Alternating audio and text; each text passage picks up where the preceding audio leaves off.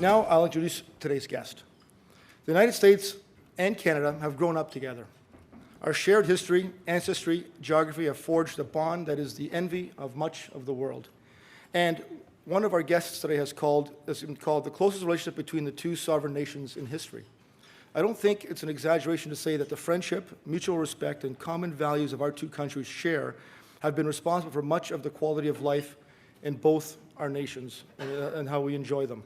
Our peaceful coexistence along this 9,000-kilometer border, that's about 5,500 miles in the U.S., our common waterways, natural resources, shared environments, and ecosystems, and the fact that we are each other's single largest trading partner makes it patently obvious that we need each other and have everything to gain by protecting our good relationship and ensuring that it continues. I think President Obama would agree with me. When he took office in 2009, his very first trip was to Ottawa. And shortly afterwards, he appointed one of the most trusted friends and supporters to be his representative here. Like President Obama, David Jacobson is from Chicago, a city not far from the Canadian border and a neighbor, really on the Great Lakes waterway. That proximity, along with his experience in commercial law and his interests in city, technology, and innovation of all kinds, has no doubt contributed to a special understanding of the issues that define our two countries, especially our economic independence. Ambassador Jacobson has never hesitated to say that he wanted to come to Canada. In fact, shortly after his arrival in Ottawa last fall, he did something that very few Canadians would even attempt. He went on an 8-week tour of the country that took him to all 10 provinces, meeting all the premiers and even attending the Grey Cup.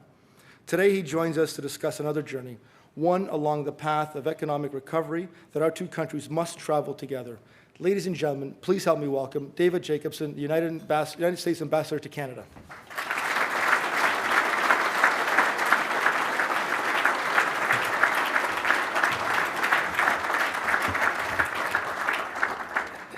Thanks, John. I appreciate those kind words. I will tell you, the Grey Cup was a very special moment for someone from Chicago because I have seen Chicago teams lose in every way that I thought was possible. But those of you who remember how that game ended, well, it made me feel right at home.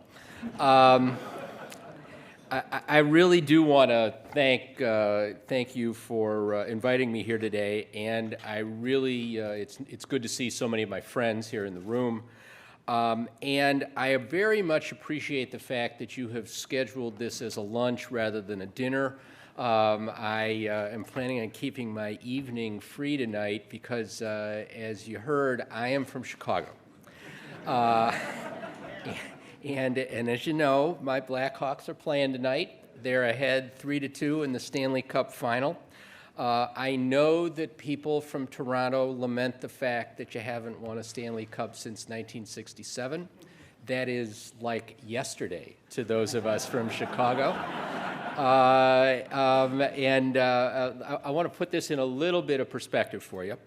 The last time that the Blackhawks won the Stanley Cup, my boss, the President of the United States, was not yet born. It was going to be 4 months until he was born. The players didn't wear helmets. The goalies didn't wear masks. I think the puck was still made out of wood.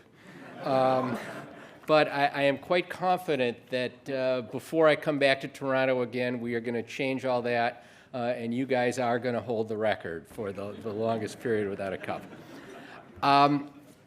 I would like to talk to you a little bit today about the state of the American economy and where I think it's going. And the reason I do that is I believe that that is a topic of enormous significance to the Canadian people, and particularly here in Toronto, given the extraordinary interrelationship and integration of our two economies.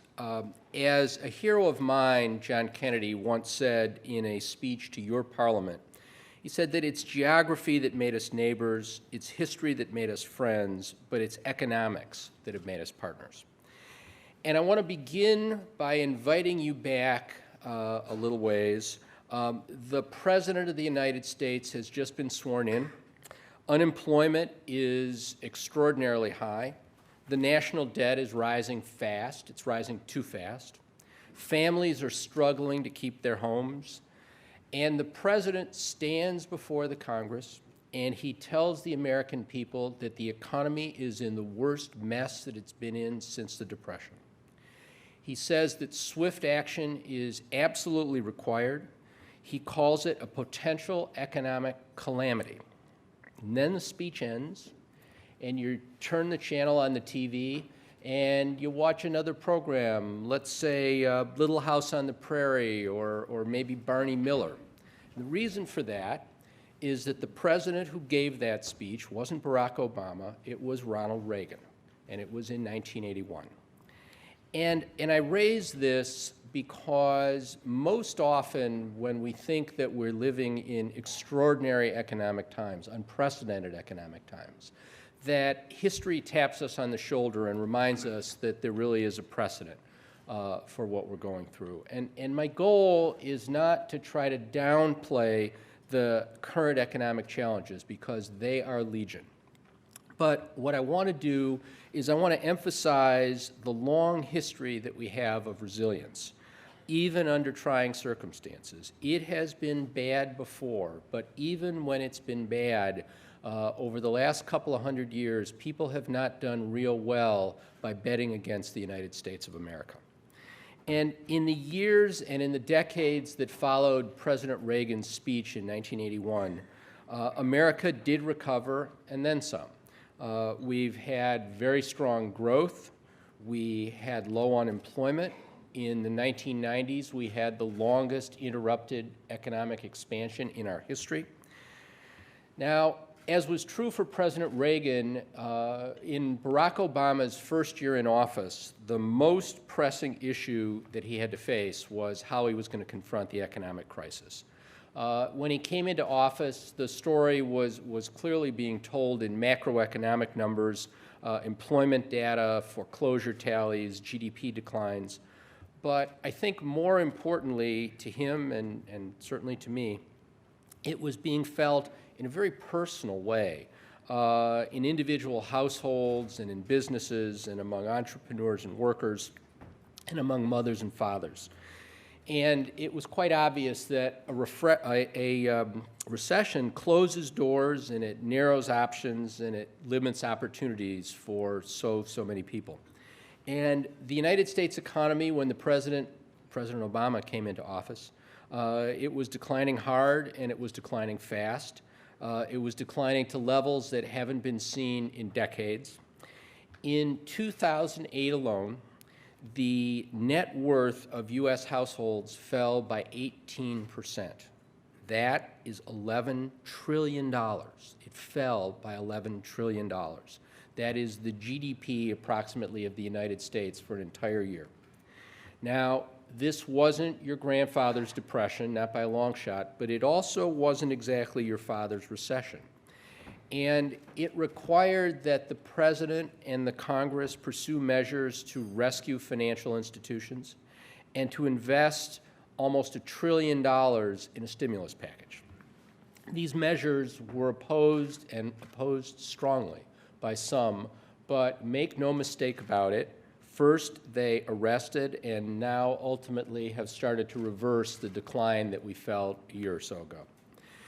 There's an American author, Robert Penn Warren, and he wrote a book called All the King's Men. And in it he said that the world is like an enormous spider web. And if you touch it, however lightly at any point, the vibrations ripple to the remotest perimeter. And I think that that is a very useful analogy to think of in terms of how the modern economy works. And it helps to explain how decisions that are made in one or two sectors in one country can reverberate across the whole economy in that country, and then the whole country, and ultimately the whole world. But I think that it also serves to illustrate the recovery and how that one's going to work. That it begins small on streets and on farms and spreads to offices and factories and ripples onward and upward. And because American leaders made difficult choices about a year ago, our economy that was shrinking before is now expanding. Our economy grew at an annualized rate of 3.2% in the first quarter of this year. That is 3 straight quarters of growth. Consumer spending rose by 3.6%, which is very important in my country because about 70% of our economy is based on consumer spending. Business inventories rose. Probably a lot of people in this room understand that that is a very strong sign that businesses believe that recovery is going to last out into the future. And the President has described a lot of these economic numbers as important milestones in the recovery. But he realizes, and I think we all realize, that there is a long road that's going to stretch out before us. We've got a long ways to go. And we've still got a number of obstacles to overcome before we rectify this situation. And I want to touch on at least 3 of them here today. First of all, I think that, and I think this has particular application here in Toronto, which is such a financial center, that most Americans and probably most Canadians would agree that we need to take steps to ensure that the kind of crisis that happened a year or so ago doesn't happen again. Recessions are always going to be part of the economic cycle. That's inevitable. But the financial crisis that gripped Wall Street was anything but typical.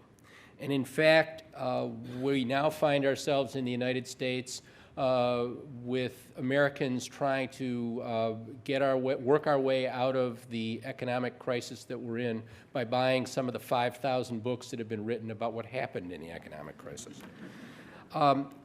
The crisis on Wall Street has prompted the President to move forward with a package of reforms and regulation to help govern how big banks and other financial institutions operate and to protect Americans from another failure of responsibility. As he said, a free market was never meant to be a free license to take whatever you can get and however you can get it. Second thing I want to talk about is that the President has made it clear about the need to reduce the deficit over the long term. Short-term stimulus was required in the United States, just as it was required in Canada and many other places around the world. But if we want to continue to compete in the 21st century, we can't borrow too much, we can't put off tough decisions, and then expect to succeed. Now, we can argue about exactly how much stimulus is good and exactly how much deficit is tolerable. But I think we all have to understand that there's a balance that needs to be struck there.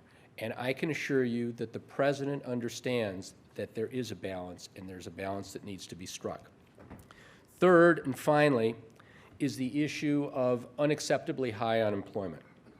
An economy that was losing jobs a year ago has indeed begun to replace those jobs today, but we have a very long way to go in that regard. It's great when you can read good numbers in an economic report, but if you don't have a job, those numbers aren't going to do much to feed your family. And we need to take action to help bolster our economy, to keep America strong, and to create good new American jobs. Now, you can see a long-term strategy in a number of things that the President has done, particularly in areas of energy and in healthcare and in education. We have made, in the last year, enormous investments in clean energy in my country. And we've done that not just to reduce our reliance on foreign oil, but also so that we can become a leader in energy solutions and be able to create some of those green jobs that are going to drive the economy in the future. We've invested in health care in order to put a rein on soaring costs that became a threat to our economy and to productivity. And in the stimulus bill, there was an enormous amount of money that was dedicated to education in order to give Americans, young and old, the skills and the knowledge that they require to compete in a very competitive world. And these initiatives were critical, but the fact is that their true impact is not today, it's some ways off. And so what we have to do is we have to take steps to take action now. And one important example of that is the President's effort to stimulate our economy through exports. And by encouraging Americans to create and to produce goods and services that other nations want to buy, we're going to create jobs in the United States. The President calls it his National Export Initiative, and I want to discuss it for a minute in detail because I think it is such an important part of the President's plan and because I think it has such important implication in Canada. President Eisenhower once said that trade barriers, though intended to protect a country's economy, often shackle its prosperity. So it's important, very important, that the United States keeps its markets open to the rest of the world. And it's very important that we resist any effort to try to close those markets. If we close our doors to the world is going to close their doors to us. We understand that. And that would be a terrible problem because, and a lot of people oftentimes lose sight of this, the United States is the world's #1 exporter. We also happen to be, by quite a bit more, the world's #1 importer. But we exported more than $1 trillion worth of goods in 2008, which computes to more than 6 million jobs. Now, the math here is pretty simple. If we increase our exports, we increase the number of jobs we've got. And by extension, we increase the overall economy. And the National Export Initiative has the goal of doubling U.S. exports over the next 5 years. And unfortunately, I don't think we're going to be able to rely on iPads for all of that. But our big companies in the United States, they're pretty good at exporting. They know how to do it. They have people who've done it, and they really have gotten very good at it. And therefore, the focus of the President's initiative is on smaller and mid-sized companies and helping them to provide access and a toolkit of services, including financing and counseling, so that they can get into the export market. And although I'm not an entrepreneur, I do believe that Canada is the cornerstone of that effort. It is, as you all know, already our largest export market. Access is already established through NAFTA.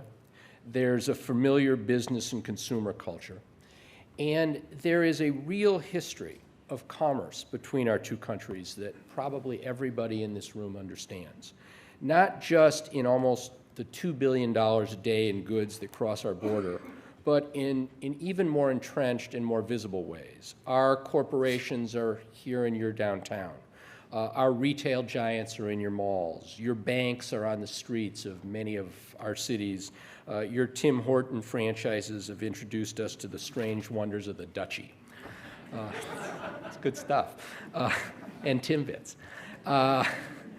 The National Export Initiative comes down to this. Doubling our exports over the next 5 years are going to support millions of good new American jobs.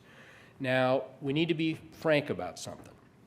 There are challenges in convincing some Americans of the wisdom of open trade. But those are challenges that, quite frankly, we all face.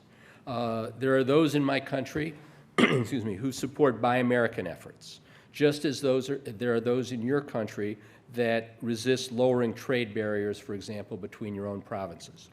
The President is working and working hard to ensure that the benefits of trade relationships are well known, and he's helping workers to adapt to the changing world that those trading relationships have brought about.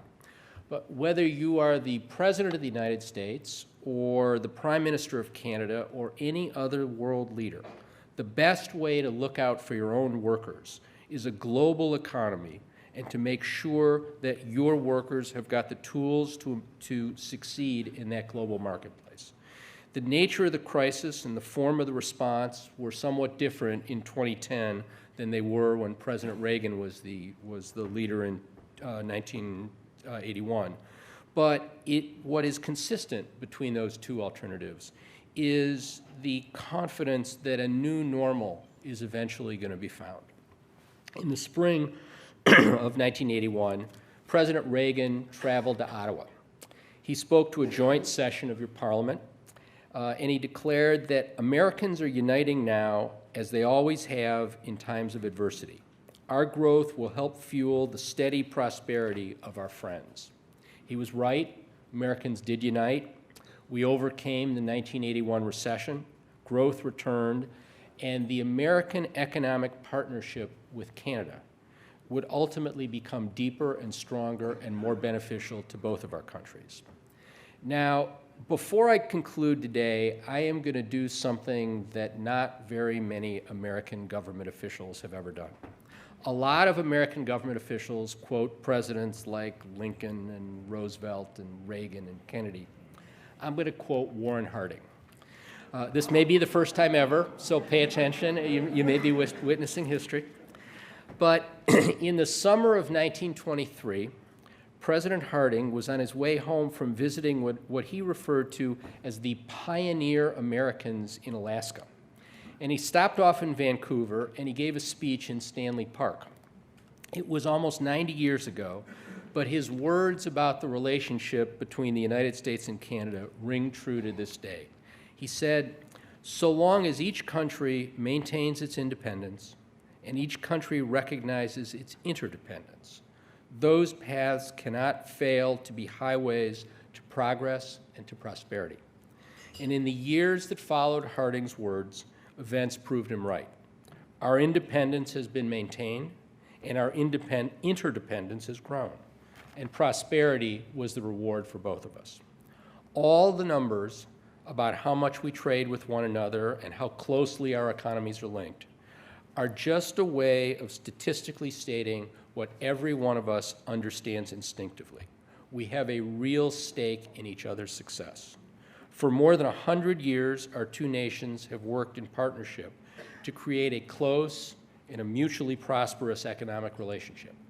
We trade with each other, we build things together, we invest in one another, we have disputes and we resolve them, we overcome challenges, and we emerge stronger. And we have come to understand one prevailing truth about the relationship we share, and that is that we each do well when we both do well. And I hope that we long continue to do well together. Thank you very much. Go Blackhawks, and I'm looking forward to your questions. Thank you.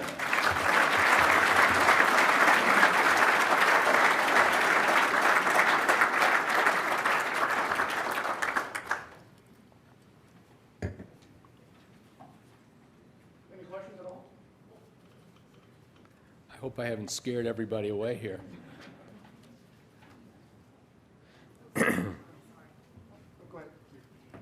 Welcome, Ambassador, and thank you. Thank you. For your speech. I represent. I'm sorry, could you all identify yourselves as you okay. ask? Marie Buntriani, President of the ROM Governors, Royal Ontario Museum, but former Minister of Intergovernmental Affairs, and Paul Genet's stomping grounds.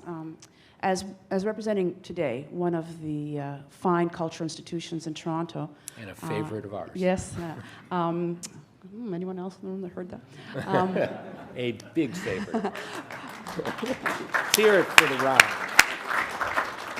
Our admissions are up, our revenues are up, but what is down is visits from American tourists, for obvious reasons, the economy being the most.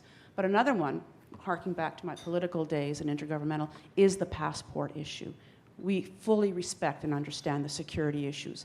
But what is being done, actually on both sides of the border, but particularly from your point of view, to facilitate transportation back and forth, visitation back and forth? Are we ever going to go back to the days where someone from Buffalo can spend a day at the ROM without a passport, without a visa, without a Nexus card?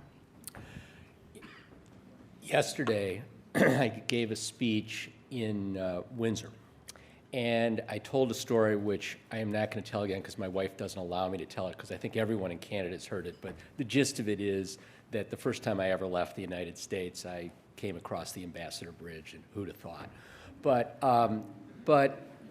the point of the story is that I wish, believe me, no one wishes more than I, that we could go back to a world that was like it was when I was 7 years old and drove in my parents' Buick across the Ambassador Bridge.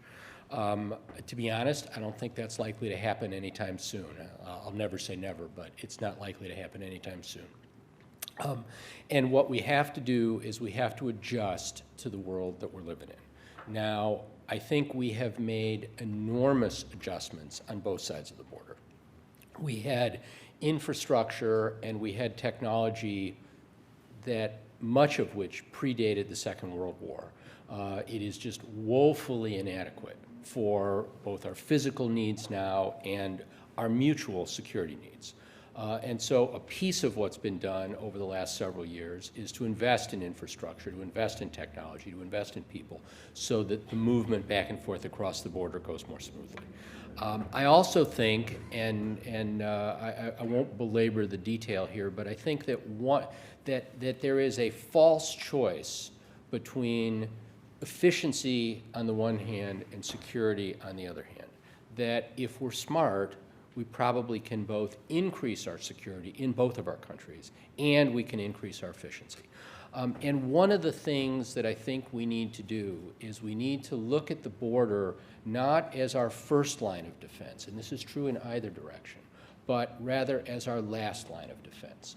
And I think that one of the ways that we do that is we take pressure off the border by moving it away from the border.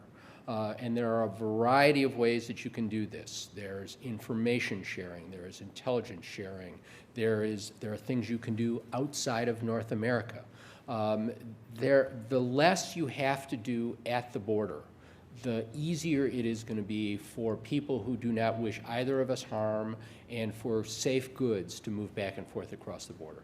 So I think there are a variety of things you can do. To go back to your fundamental premise, I do believe that the biggest reason for this is not passports, it's the economy. I don't doubt that there are people who say, it's too much trouble. But I don't think that's the big reason for the diminution in people traveling in both directions. I think if you look at the statistics of people going from Minnesota to Chicago, you'll see that's down too.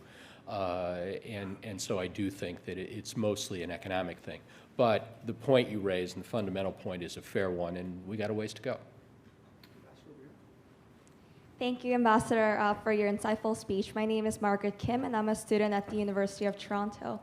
I just had a question regarding what your opinion is on the expanded role from G8 to G20. As you know, Canada will be hosting the G20 summit here in Toronto at the end of the month. I'm looking forward to seeing that lake. Me as well. Well, I was wondering if you could identify some of Just kidding, guys. Just kidding. For the record. I was wondering if you could identify some of the important agenda items that you think the G20 leaders should definitely address in this coming summit. Okay. Thank you. Sort of two questions there. In terms of the transfer from the G8 to the G20, I think that is probably inevitable. The G8 was basically started after the Second World War, and the world has changed. One of the things I alluded to in my speech, the fact that we have a global, very competitive economy. There are countries, India, China, Brazil, Mexico, others, that are critical to the world economy and are part of the world economy. And it is hard to make particularly economic decisions without those people being at the table. So I think at least when you're talking about economic matters, that the movement from the G8 to the G20 is inevitable. It has taken place, and it will continue to take place. The G8, at least now, still has a role, particularly with respect to security questions. These are the countries that are historically more involved in those kinds of decisions. But I do think you're seeing a movement away from the smaller group and toward the larger group, and I'm not sure that that's a bad thing.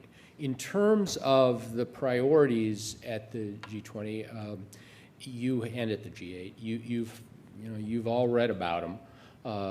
The Prime Minister has made his signature issue maternal health. There have been some flaps about exactly what maternal health includes in your country and mine and in several others. But pretty clearly the notion of family planning is a piece of that. The United States is the world's largest supporter of family planning around the world. And we believe that, and I think the Canadians agree, that is a critical component. There has been much discussion about coordinating our response to the banking and financial crisis. Good bit of discussion about a tax on banks. It's been called a lot of things, but the Robin Hood tax, a tax on financial institutions so that if there were a problem, there would be money there and it wouldn't come out of the taxpayers' pockets. You all can read as well as I can exactly where that stands, and when there's a communique, we'll comment on that. I think that another issue which will be important is inevitable these days when people from the larger, more industrialized countries and major developing countries get together is the environment and climate change. I think one of the things that we all saw in Copenhagen, I guess it was last January, is that having, I don't know, 180, 190 countries there is not the optimal situation for resolving much of anything. It's just chaotic. And that the vast bulk of the contribution toward climate change comes from a much smaller group of countries, most of whom are going to be present at the G20. So I think you're going to see a lot of that, and there'll probably be other things. And I'm also confident that it will not be nearly as disruptive here as all of you fear. I was in Washington for the G20 that was there not too long ago, and it was actually about 2 blocks from, this was during the transition, from the transition office where I was at, and honestly, we didn't know what was going on. So I think that hopefully it will not be anything like people are fearing. My name is Remus Slavikas. I'm a former president of Water and Hydro, but now I'm a director of energy planning in the U.S. at the University of South Florida. So I have foot in both countries. Your speech was very warm and friendly, and you can see that you are among friends, and of course we have a friend in the U.S. It's very gratifying. On that note, I can see our common problems, In other words, in this challenging world with population growth in other countries, India, China, etc., what do you see our direction where realistically we're a minority in terms of globally? I mean, 6.5 billion people. Collectively, between the US and Canada, we're what, 300 million, plus 350 million or so. With an aging population, the world has been fortunate with American leadership, but I don't think that can be sustained in view that we're educating people from other countries. The internet provides information to everybody. What do you see the relationships, the future relationship, in order to maintain a standard of living between Canada and the US? How can we improve? How can we maybe closer cooperate, not become the same, a little bit different, but still recognizing, as you pointed out, we have common economic problems? Well, that's an easy one. You point out and you address the really one of the very fundamental issues that we face. Tom Friedman told us, and every one of us recognizes every day, that the world is changing. But I go back to something that I said in my speech, and that is that people have not done very well over a very long period of time in betting against the American people. And I would say the same thing about the Canadian people. I am, I guess, by nature an optimist, but I think in this instance, we have a lot of reasons to be optimistic. We have reason to be optimistic because of natural resources. We have reason to be optimistic because of the abilities of our workers and our institutions of higher learning. We have reason to be optimistic because of the transparency of our economies, and the adaptability of our economies, which are enormous advantages, but we also face challenges. I do think, apropos of what you've said, that one of the things that we can do, and this benefits both countries, is not merely to have more open trade, which is important. I mean, it really is important. It really does make a difference. I mean, our trade between the United States and Canada has tripled since NAFTA. And every time that we lower trade barriers, it helps both of us. So that's one thing. But I also think that cooperation in other areas, cooperation in research, there are a variety of cross-border and energy initiatives that are already ongoing and can be expanded.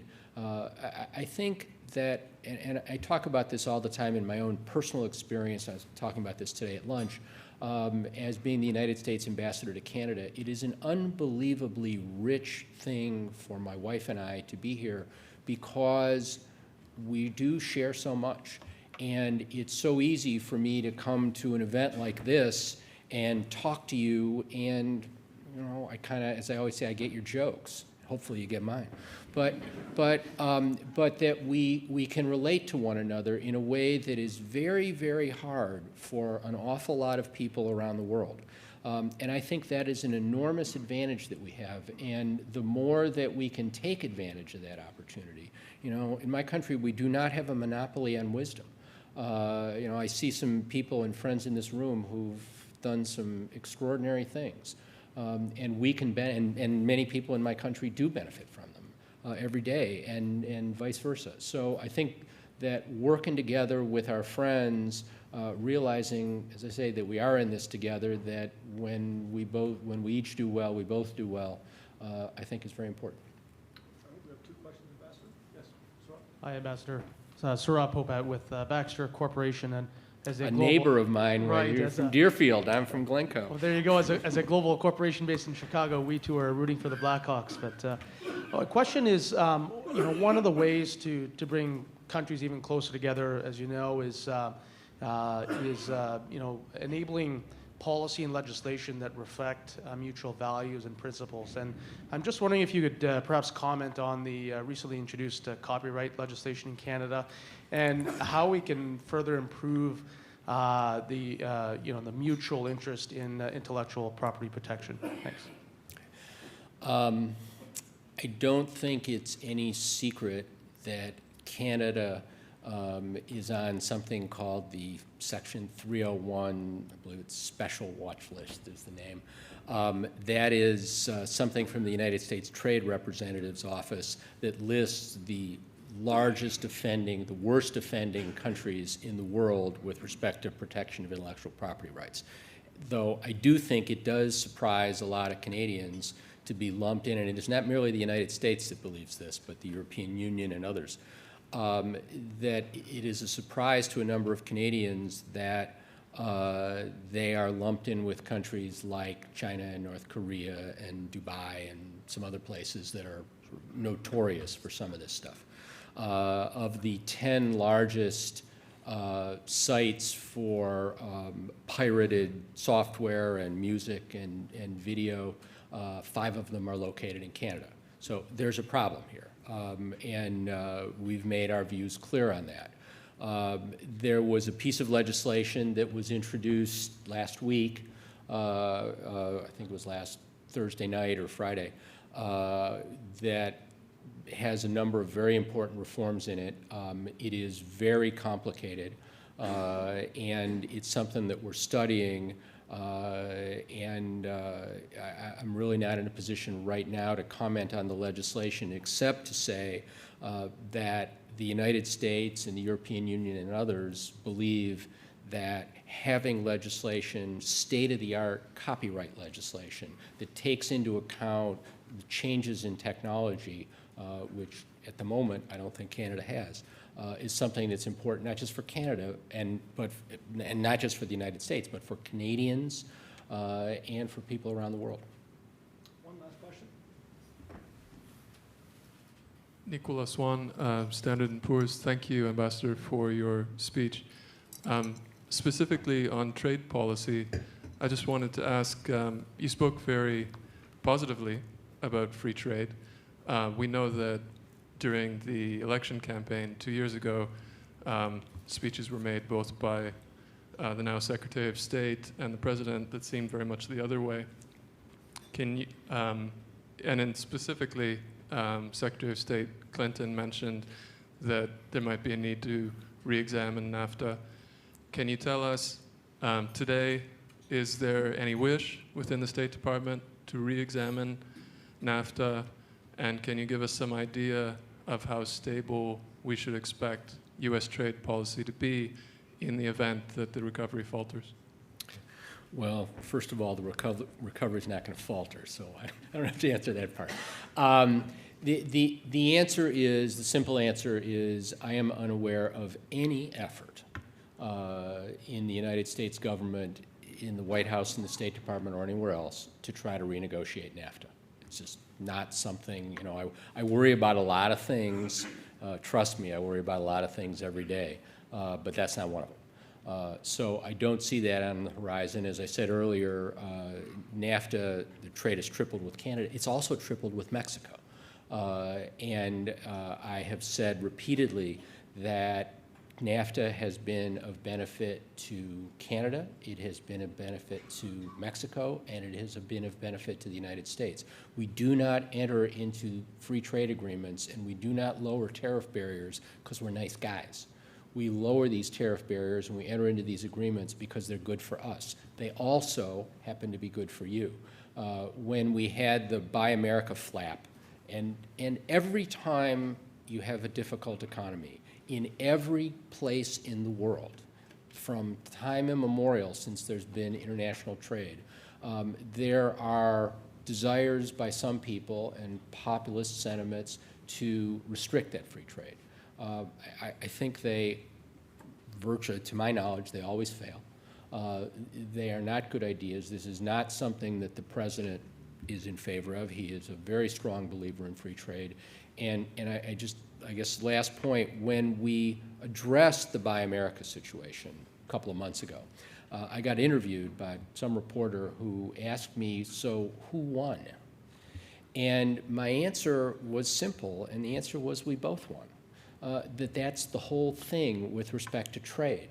That when we trade, it is better for you, it is better for us.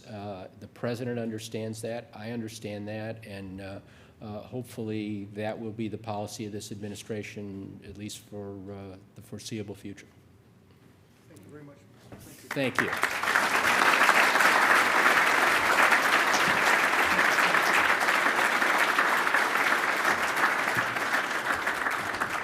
I'd like to call on Alfred Apps now, President of the Empire Club of Canada and co-host of today's luncheon. Alfred? Mr. Ambassador, you know as well as anyone that Canadians don't simply shop and take their vacations in the United States. Many of us have lived and worked there. Many of us have been educated there. Some of us, like myself, have children who carry U.S. passports, which I think only goes to prove that Canadians can easily fall in love with Americans. But we are blessed, and we think of ourselves as blessed as Canadians, not just because we have a wide and broad land of great natural beauty and streams and lakes, fake and real. Not just because we have a diverse and resilient economy, but there are two other big reasons why we as Canadians feel we're blessed. One, we've benefited from a long line of truly wonderful American envoys who have been great friends, not only while in office, but following their departure from office, great friends to Canada and to the Canadian people. And we've been blessed to have a neighbor who, through thick and thin, has been a good neighbor. And you have epitomized that in your remarks today. We're all grateful for the warmth, for the substance, and simply for your being here. Thank you very much.